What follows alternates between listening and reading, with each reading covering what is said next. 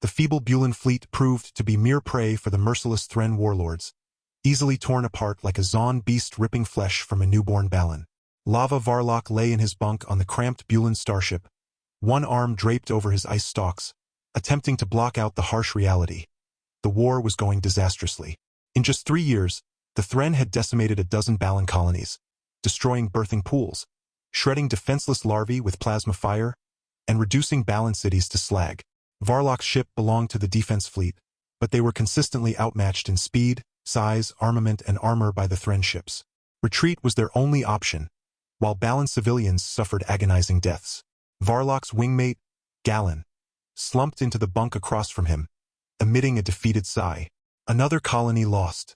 Millions dead, he lamented. Varlock's eye stalks drooped in despair. This can't continue. We'll be extinct in a decade at this rate, he murmured, clenching his mandibles in frustration. He knew of only one slim hope for the survival of their species, a hope that the Balan leadership deemed insane and suicidal. The humans were right, Varlock realized. They warned us about the Thren. They offered to help. Galan reacted with incredulity. Are you mad? He hissed. The psychotic humans? You want to bring those genocidal killers here now, when we're on the verge of collapse. They'll slit our thoraxes and drink our blood. Varlock's heart raced as warning klaxons blared through the ship. The Thren had found them again, here and now, with this feeble fleet as the last line of defense for the Balan homeworld. Varlock recognized the moment had arrived for a dire decision. Face destruction at the hands of the Thren or call upon the only warriors reckless enough to potentially turn the tide of this war, the dreaded humans. Centuries ago, when humanity first ventured into the stars, they brimmed with wide-eyed wonder at the vast possibilities unfolding before them. The notion of joining a galactic community and being acknowledged as an advanced civilization was the culmination of a dream. Proudly standing in the Grand Hall of the Galactic Assembly, the human delegation showcased their greatest technological feats.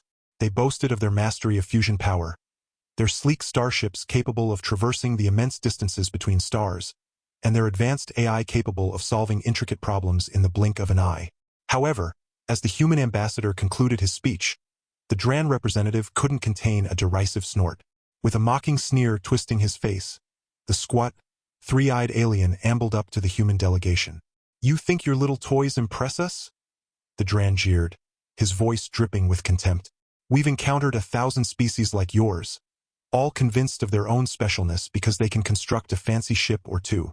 But let me enlighten you, humans.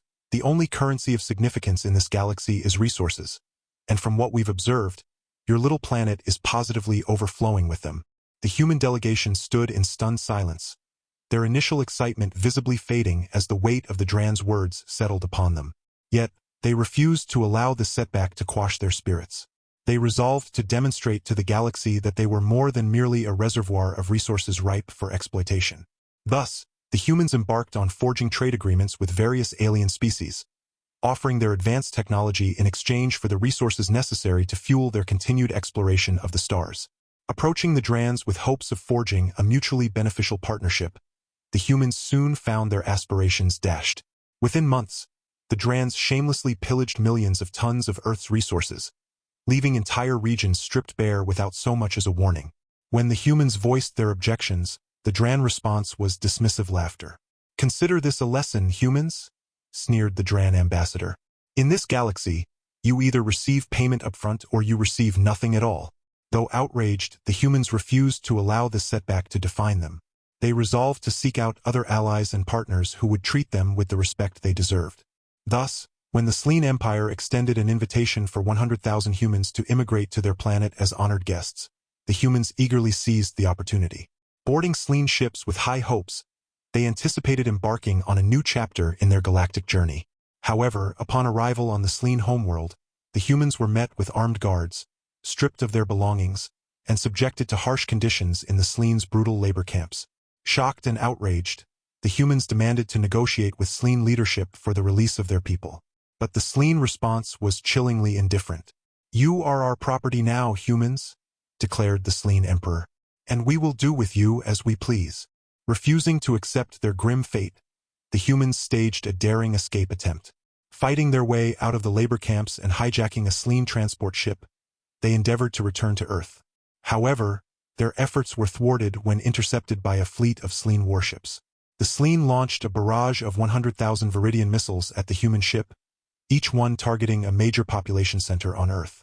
Helpless, the humans watched in horror as the missiles streaked towards their home world, knowing they were powerless to stop them. The Viridian missiles detonated in the skies above Earth cities, unleashing a devastating plague that left millions of humans writhing in agony. The Viridium seared through flesh and bone, reducing its victims to little more than charred husks. In the aftermath of the devastating attack, the Jandice Collective approached the humans with an offer of assistance. They claimed to possess a cure for the Viridium plague, a medicine capable of healing wounds and restoring health. Desperate, the humans eagerly embraced the Jandice offer. The Jandice doctors labored tirelessly to treat the Viridium victims, administering their supposed miracle cure to all in need. Initially, the treatment appeared effective, as the varied burns began to heal, and patients regained strength. However, just as hope began to flicker within the humans, tragedy struck. Patients started dying. Beginning with isolated cases, the deaths swiftly spread like wildfire. Patients writhed in agony as the Jandice cure ravaged their bodies, liquefying organs and reducing them to mere sacks of bones and flesh. Horrified, the humans realized the bitter truth. The Jandice had never intended to cure the Viridium plague. Instead, they had callously used the humans as unwitting test subjects for a new bioweapon, a virus deadlier than Viridium itself. Having been robbed by the Drans, enslaved by the Sleen, and now deceived by the Jandice, the humans resolved to take a stand. Earth went radio silent, severing all communications with the galactic community. Alien races interpreted this as humanity retreating in shame, and mockery of the naive newcomers spread throughout the galaxy. For 2 years, Earth became the butt of every joke, with late-night comedy shows ridiculing humanity's gullibility, social media flooded with mocking memes, and the phrase, dumb as a human, entering the lexicon. Even serious news anchors couldn't suppress their amusement when reporting on the primitives, who dared to challenge the established order. Then, without warning, humanity reopened communications, broadcasting a chilling message to the galaxy. We welcomed you with open arms. Some of you laughed at us, and that's fine.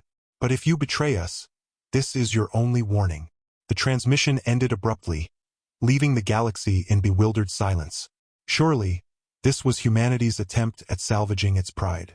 What chance did the primitives have against the might of the galactic powers that had effortlessly subdued them? The prevailing belief was that the humans were merely bluffing. But behind closed doors, the finest human minds toiled tirelessly to reverse-engineer the advanced alien technology used against them.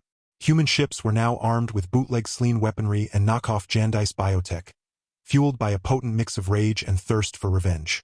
Humanity was poised to reveal its true capabilities to the galaxy.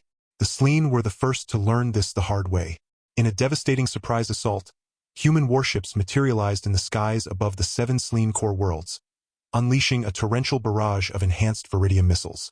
The projectiles hammered into the planets, igniting their atmospheres in cataclysmic firestorms visible even from space.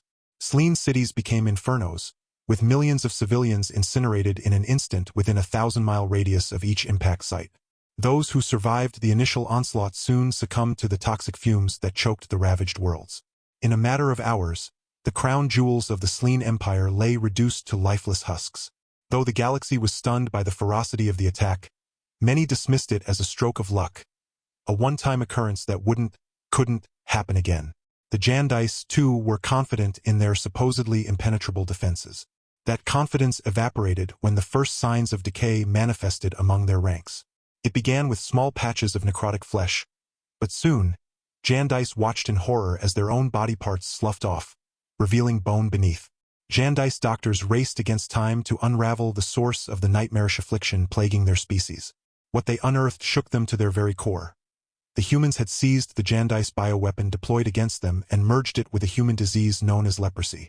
This unholy union birthed a mutant superplague that consumed its victims from within with horrifying efficiency. Efforts at quarantine proved futile as entire planets in Jandice space succumbed to the festering rot. Now it was the Dran's turn to quake with fear.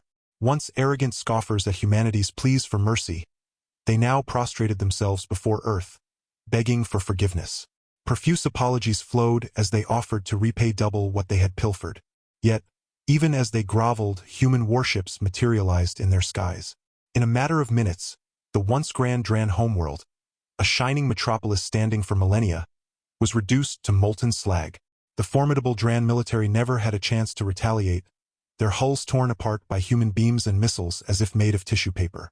In a final broadcast to the galaxy, humanity issued a stark ultimatum. Human space was off-limits. Any approaching vessel, regardless of intent, would meet destruction without hesitation or warning. Enraged by humanity's audacity, the remaining galactic powers united in a grand alliance, assembling a massive armada to subdue Earth and reassert their dominance. Thousands of ships, the pride of stellar empires, descended upon human territory, intent on teaching the savages a lesson. None returned. For centuries thereafter, the zone surrounding Earth became a desolate no-man's land.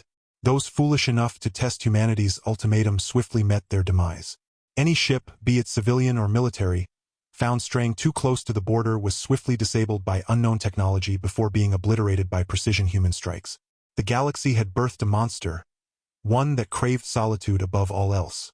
Varlock gazed out from his bunk, his eye stalks unfocused, his mind consumed by the dire straits confronting them. His species found themselves at the mercy of the relentless, merciless an unstoppable force seemingly determined to eradicate the Balkans from the galaxy. As Varlock pondered aloud, bitterness and despair laced his voice. What were the other races doing while my people faced extinction? Nothing. Not a damn thing. Everyone else in this galaxy sits idly by, watching us slowly perish at the hands of the Balan, his wingmate, looked on incredulously as Varlock voiced his wild thought. Have you lost your mind, Varlock? The humans are psychotic isolationists who shoot first and ask questions later. You want us to be like them. But Varlock paid little heed to Galen's skepticism. The seed of an idea had been planted in his mind, taking root and growing into a desperate, dangerous plan. The following day, Varlock found himself in the cockpit of his one-man Bulan fighter, manipulating the controls with practiced ease as he charted a course that dared not be attempted in centuries, a direct flight into human space. Galen's mandibles nearly hit the floor when Varlock revealed his intentions. This is suicide, Varlock. No one who ventures into human territory ever returns. Yet Varlock's resolve remained unshakable. If the rest of the galaxy was content to stand by while the Bulans faced annihilation, then perhaps it was time to turn to the one species that had boldly defied the status quo. Weeks passed as Varlock's small ship hurtled through the void, each moment bringing him closer to his fateful rendezvous with humanity. With the auto-assist keeping him on course, Varlock rationed his dwindling food supplies, his mind consumed with thoughts of the vast expanse of space ahead. Just as doubts crept in about the accuracy of his calculations regarding the location of human space, his vessel abruptly went dead. The engines cut out without warning, leaving him adrift in eerie silence. Varlock's eye stalks swiveled to his instrument panel in alarm, but all readings indicated normal system operation. There was no mechanical explanation for the power failure. A chill ran down Varlock's carapace as realization dawned. This had to be the work of the humans, infamous for their ability to disable any ship approaching their territory. Fumbling slightly in his haste, Varlock activated his ship's communicator, broadcasting on all frequencies in a desperate plea for help. If any humans are listening, my name is Varlock. I am a Bulan, and my people are being decimated by the We need help, any help. His pleas met with only silence, the unresponsive comm unit seeming to taunt his desperation. Minutes passed with no response, no indication that anyone had even heard his cries for aid. Something inside Varlock snapped, despair and frustration boiling over into white-hot anger. Without hesitation, he reached for his sidearm, the weight of the weapon feeling heavier than ever on his hip. In one fluid motion, he drew the gun and fired point-blank at his own ship's disabled FTL drive. The drive erupted in a shower of sparks and shrapnel, the blast reverberating through the small craft. Varlock had just destroyed his only means of escape, stranding himself at the mercy of the humans. But he was beyond caring. If they wanted to kill him, they would have to do it face to face. He refused to meet his end as a coward, alone and abandoned by an uncaring galaxy. Varlock raised the communicator to his mandibles once more, his voice now trembling with a potent mix of rage and anguish. Is this what you want? He screamed into the uncaring void. Do you want me to beg, to grovel? I won't do it. You hear me, humans? I won't. If you're going to kill me, then at least have the guts to do it to my face. Varlock's heart pounded in his chest as he waited, his manipulated digits twitching with the urge to reach for his sidearm. Yet he knew it would be futile. If the humans desired his demise, he would already be a smoldering heap of carapace. Suddenly, his ship lurched, the inertial dampeners struggling to compensate as an unseen force seized his craft. Varlock's eye stalk swiveled wildly, trying to comprehend the situation as his vessel was inexorably drawn towards a massive entity. Engulfed by the cavernous maw of a docking bay, Varlock felt his mandibles go slack. The human vessel loomed like a behemoth, dwarfing even the mightiest Bulan warships. Its hull stretched on endlessly, adorned with armor and bristling weapon placements. Barely had the docking clamps secured his ship when the airlock hissed open, and armored human figures, their faces concealed behind opaque visors, stormed into his craft. Rough hands seized Varlock, dragging him from his pilot's chair and propelling him down the umbilical corridor. In a dimly lit, sparsely furnished room, Varlock was unceremoniously shoved into a chair bolted to the floor. Human guards stationed themselves by the door, their weapons trained on him. And then they waited. Hours passed, each one dragging by with excruciating slowness. Varlock's eye stalks drooped with exhaustion, his throat parched and his carapace itching. Yet, the humans remained silent, motionless, as if they were nothing more than statues. Just as Varlock began to entertain the unsettling thought that they intended to abandon him to his fate, the door hissed open, admitting a human officer. The officer strode in with an air of authority, his uniform immaculate and his chest adorned with gleaming medals. He cast a formidable figure as he loomed over Varlock, his eyes inscrutable. "Talk!" the officer barked, his tone commanding. "Why are you here?" Varlock's mandibles moved soundlessly for a moment before he found his voice. Desperation fueled his words as they spilled forth in a torrent. He recounted the relentless advance of the Thren, the burning worlds, and the slaughter of populations. He spoke of the Balan fleets, outmatched and outgunned at every turn, forced to witness the systematic extermination of their people. "Please," Varlock begged, his voice cracking with emotion. "We need help, any help. You, of all species, must understand the evil of a galaxy that stands idly by as genocide unfolds." The human officer's expression remained impassive. "The affairs of the galaxy are no longer our concern," he declared. "Your war is not our war." Something snapped within Varlock. Rage, white-hot and all-consuming, surged through him. Ignoring the weapons instantly trained on him, he leaped to his feet, confronting the officer. "Are you hypocrites?" he screamed. "You condemn the galaxy for its inaction, yet you do the same. You know the pain of betrayal, of watching your people suffer and die while others mock you. How are you any different from those who once wronged you?" The human guards swiftly restrained him, their armored gauntlets slamming him back into the chair. Varlock struggled against their implacable grip, but to no avail. The officer watched impassively, his expression a mask of unreadable calm. "Take him to a cell," the officer ordered flatly. "We're done here."